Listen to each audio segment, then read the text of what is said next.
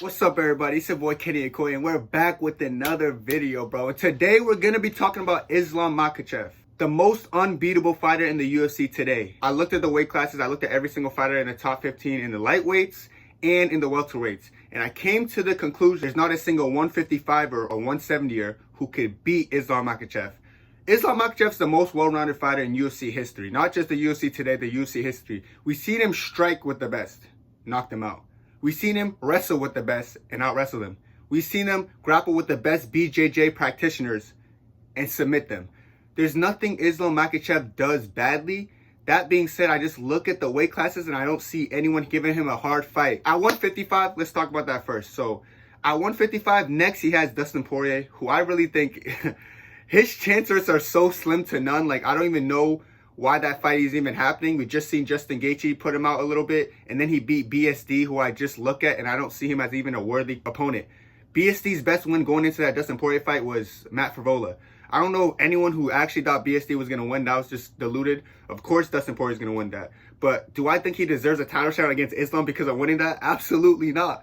Islam versus Dustin is going to be a very one-sided fight. We've already seen what Khabib did to Dustin in the grappling realm. I do think Khabib's a little bit better of an offensive wrestler than Islam, but I think they're very much on par. In Sambo, we know Islam's more accomplished in Sambo, and they both have a heavy Sambo background. So that being said, I really do think the grappling and the wrestling is pretty similar between the two. You know, we've seen Islam submit a lot of people in the UFC and out-wrestle a lot of people, so I do feel like Islam's going to be a step ahead in the grappling realm. As for the striking realm, call me crazy, bro, but I think Islam is arguably a better striker. Listen, I do think Dustin is more proven. Dustin is more proven in the striker room. He's won against good strikers and showed off his striking. The only good striker Islam went against, he knocked out. And in the first fight, rounds 1 through 3, he outstruck him on the feet. Even in the 5th round where he got hurt, he was outstriking him prior to that takedown attempt that led to that punch.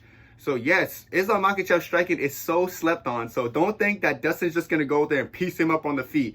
And another thing that people got to understand is Dustin Poirier doesn't have that one punch knockout to catch Islam and put him away. Every single Dustin Poirier finish has come from accumulations of punches. He's good at very punching and bunching. And when he gets someone hurt, he follows up. But there's not going to be a situation where he just catches Islam and he's sleeping. It's just not happening. So that fight's going to be pretty one-sided. Outside of Dustin Poirier, the only other person at 155 that I feel like gives Islam a hard fight is Arman Tsarukyan. We already see how that fight went when he was younger. So I don't know. I just feel like in 155, it's really clearly Islam's division. After Dustin Poirier, he just got to beat Arman Tsarukyan. Then he could go up and wait and challenge Leon Edwards for the 170 title. Let's talk about 170 now. So I feel like who gives him the hardest fight is probably Leon Edwards, just because he's a long, rangy striker and he has a lot of leg kicks. But in the striking room, we haven't seen Leon Edwards go against anyone like Islam Makhachev.